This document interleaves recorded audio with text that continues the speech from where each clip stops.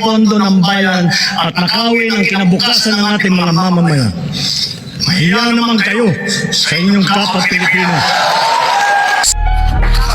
Uno na mismo ang nainis. Sa mga nakikipagsapwatan upang kunin ang pondo ng bayan, mahiya naman kayo sa inyong kapwa Pilipino. Kailangan maging nakakadiri yung korupsyon. Kailangan hindi siya maging katanggap-tanggap. Makinig ka muna sa akin, huwag kang kukurap. Pilipinas pahirap ng pahirap dahil sa mga kurap, mga demonyo na mapapanggap. Tayo naghihirap, buhay nila masarap. Di na ba matatapos ganitong sistema? Ba yan sinilangan, di ba una sa problema? Di lang mabago tema, mga bukas mata pero bingi ang tenga.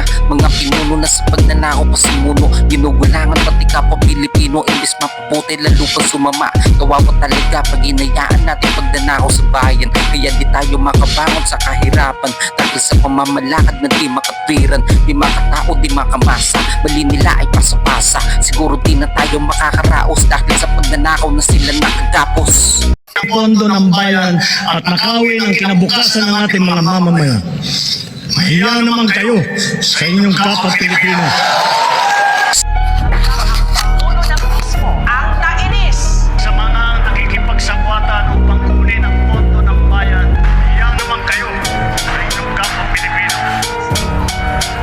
Kailangan maging nakakadiri yung korupsyon. Kailangan hindi siya maging katanggap-tanggap.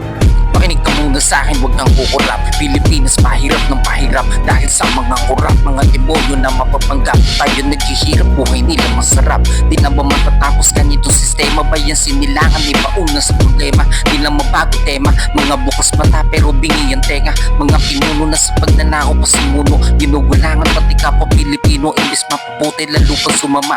Kawawa talaga pag inayaan natin pagnanakaw sa bayan. Kaya di tayo makabangon sa kahirapan dahil sa pamamalakad na di makatwiran, di makatao, di makamasa. Mali nila ay pasapasa. Siguro di na tayo makakaraos dahil sa pagnanakaw na sila nakagapos.